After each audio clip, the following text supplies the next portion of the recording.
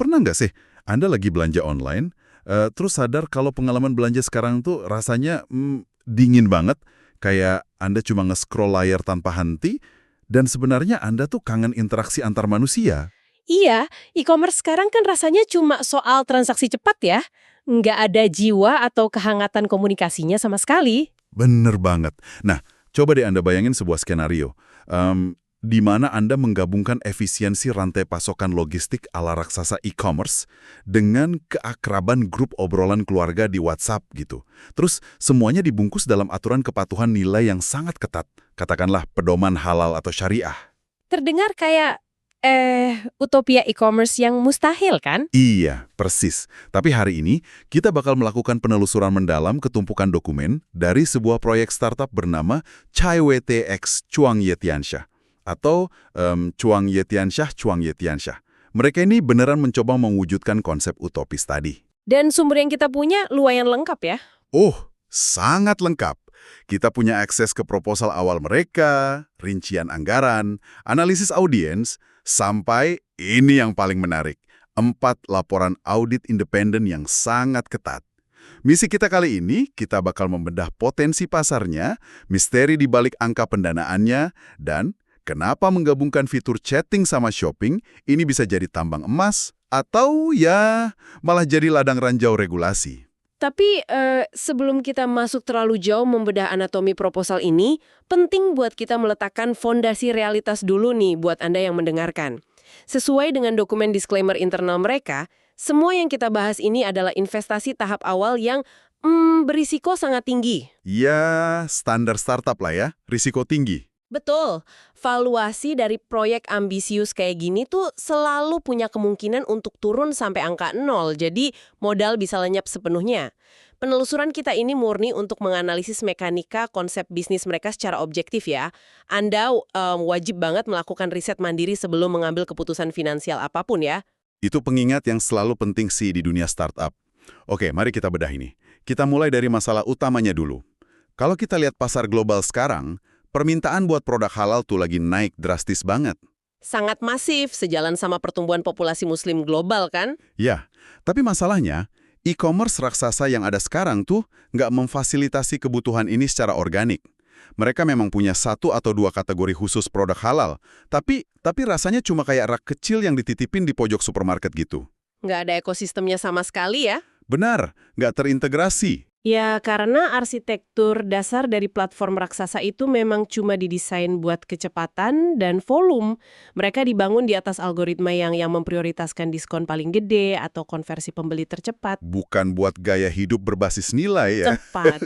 Ketika seorang konsumen nyari produk yang butuh verifikasi ketat, kayak makanan halal atau kosmetik bebas alkohol, mereka tuh bukan cuma nyari barang, mereka nyari kepastian.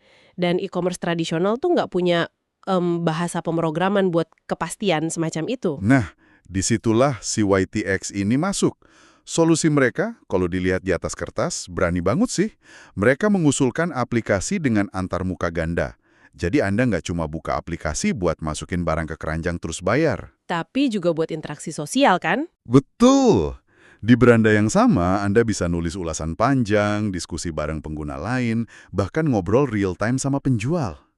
Dokumen mereka secara eksplisit menyebut tujuan untuk membangun rasa kekeluargaan dan kepercayaan. Hal yang menarik di sini adalah strateginya. Di ekonomi digital sekarang, biaya akuisisi pelanggan itu kan pengeluaran paling berdarah buat perusahaan e-commerce. Raksasa-raksasa itu ngebakar miliaran dolar tiap tahun cuma buat subsidi ongkir. Wah, iya. Promo gratis ongkir tiap bulan tuh. Iya, dan itu cuma beli loyalitas sementara. Cayetex nyoba motong jalur itu pakai interaksi sosial. Kalau fitur komunitas ini ada di titik penjualan, Anda ngubah konsumen jadi pendukung merek secara organik. Oh, saya paham. Jadi pengguna bakal mikir 2 kali buat ngehapus aplikasinya karena teman-teman mereka ada di sana. Gitu. Betul banget. Retensi lewat ikatan psikologis, bukan sekedar perang harga. Cerdas sih. Tapi, tunggu sebentar. Disinilah bagian yang sangat menarik. Sekaligus bikin bingung. Ide besar kan butuh uang besar ya. Pas saya cek struktur pendanaan dan peta jalan mereka, ada anomali. Anomali gimana maksudnya? Gini, Per pertengahan April 2026 ini, mereka ngeklaim didukung 629 kontributor dan ngumpulin lebih dari 367.629 SDA.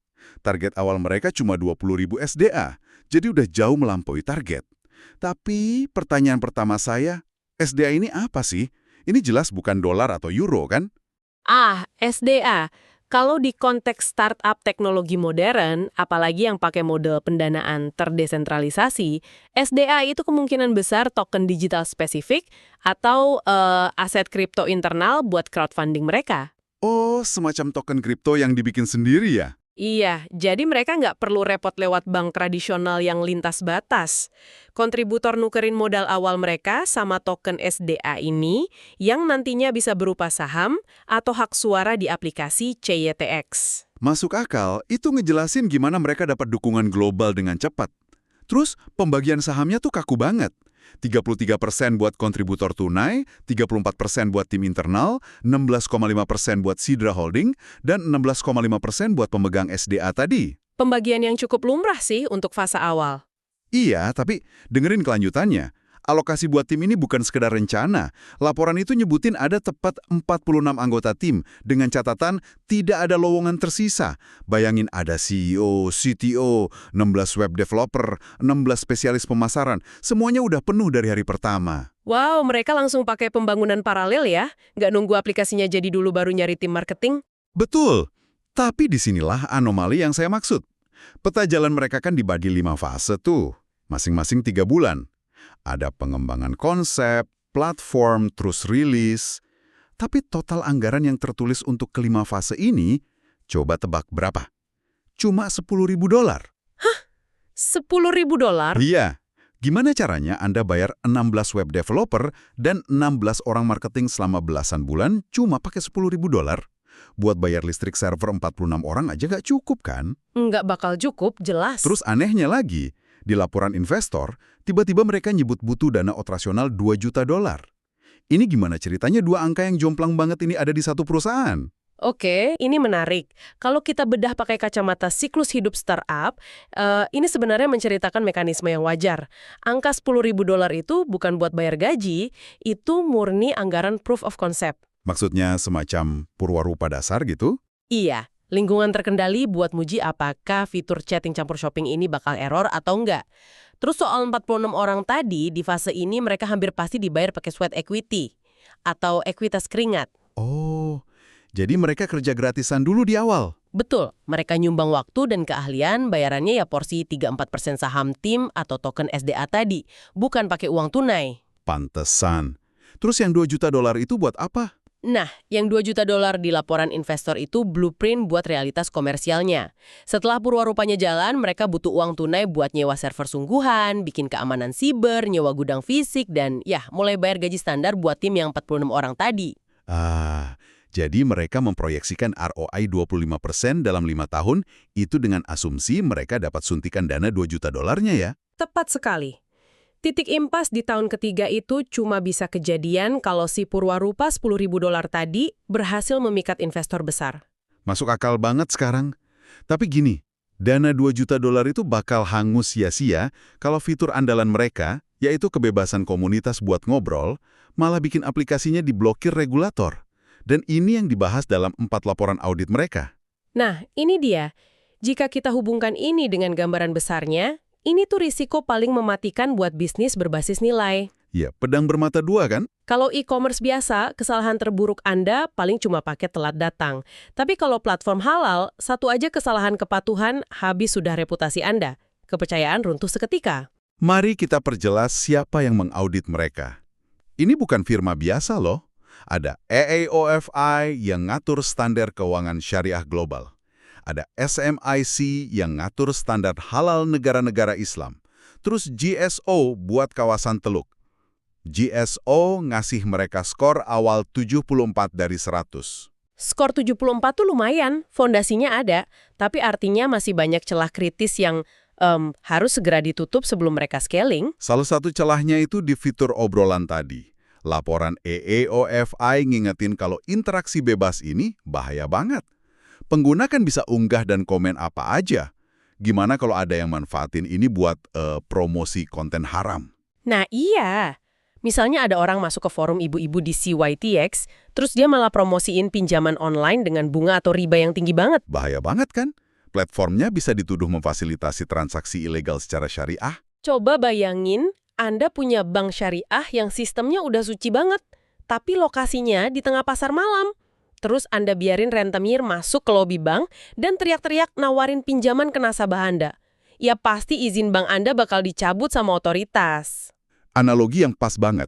Buat lembaga kayak AAOIFI, kalau platform nggak memoderasi konten, berarti platform itu seolah ngedukung praktik tersebut secara nggak langsung. Betul, reputasi itu taruhannya. Lalu apa rekomendasi auditor buat ngatasin ini?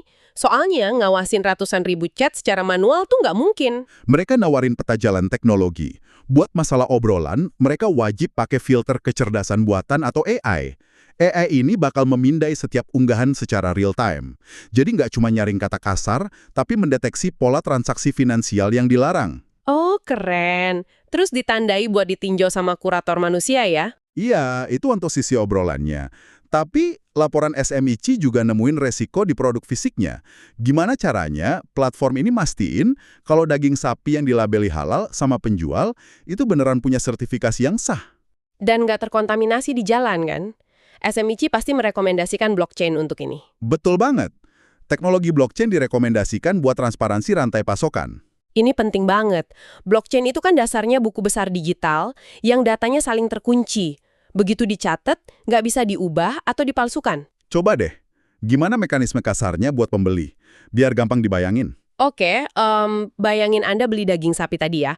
Di rumah potong hewan yang udah tersertifikasi, ada kode unik yang dimasukin ke sistem blockchain. Kode ini nyatat waktu, lokasi, bahkan siapa pengawas syariah yang bertugas hari itu. Wah, detil banget. Terus pas dagingnya dikirim, Pas masuk truk pendingin, sensor suhu truk itu otomatis ngirim data ke blockchain. Buat ngebuktiin suhu dagingnya selalu aman. Pas sampai di gudang CETX, pemindahan dicatat lagi. jadi pas dagingnya sampai di depan rumah saya, Anda tinggal scan kode QR di kemasannya pakai HP Anda. Langsung kelihatan tuh semua riwayat perjalanannya dari hulu ke hilir. Lengkap dengan stempel digital yang nggak bisa dimanipulasi. Ini mengubah klaim percayalah pada kami menjadi silakan verifikasi datanya sendiri. brilian banget sih itu. Selain ngatasi masalah kepercayaan, GSJO juga nekanin soal privasi data. Khususnya pasal 5 GDPR. Mengingat platform ini bakal ngumpulin data sosial sekaligus data belanja, ini sensitif banget kan? Sangat. Apalagi target mereka juga komunitas muslim di Eropa ya. Harus patuh GDPR. Mereka nggak boleh ngejual data obrolan ke pihak ketiga seenaknya. Ditambah lagi ada syarat wajib punya Dewan Penasihat Syariah di internal yang punya hak veto. Jadi, oke, kita tarik mundur sedikit nih. Kita punya aplikasi e-commerce sosial, 46 orang kerja pakai ekuitas keringat di awal, butuh $2 juta, wajib pakai AI canggih, wajib pakai blockchain, patuh GDPR. Regulasi yang super tebal ya. Banget. Pertanyaannya, dari kacamata bisnis yang murni nyari untung, apakah semua rintangan seberat ini sepadan sama potensi pasarnya? Nah, kalau kita balik ke laporan investor, jawabannya adalah iya. Skor peluang pasar mereka itu nyentuh angka 87 dari 100. 87? Itu tinggi banget buat startup ceruk. Sangat tinggi. Analis tuh sadar, raksasa tradisional mungkin bakal nyoba nambahin label halal, tapi mereka nggak punya ikatan sosialnya. Membangun komunitas yang erat dan saling percaya itu susah banget dikloning sama algoritma raksasa. Dan skalabilitasnya juga dinilai 80 dari 100. Karena masalah nyari produk halal itu universal kan? Kalau sistem AI dan blockchain ini sukses di satu wilayah, CITX tinggal ganti bahasa dan buka di Timur Tengah atau Asia Tenggara. Menariknya lagi, mereka udah mikirin strategi keluar atau exit strategi secara pragmatis loh. Diakuisisi kan? Betul. Mereka tahu ngelawan raksasa dalam jangka panjang tuh bakal bakar duit terus. Jadi tujuan akhirnya adalah diakuisisi sama pemain e-commerce raksasa. Karena yang dibeli raksasa itu bukan cuma aplikasinya, tapi grafik kepercayaan dari jutaan pengguna organik yang udah loyal.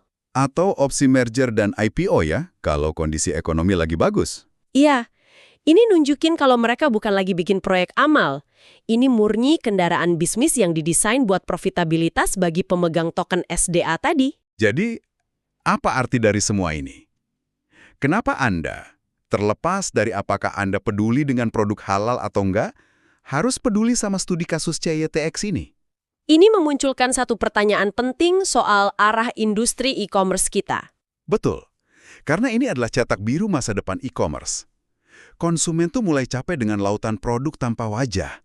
Mereka sekarang nyari ceruk, nyari niche yang sejalan sama nilai-nilai personal mereka.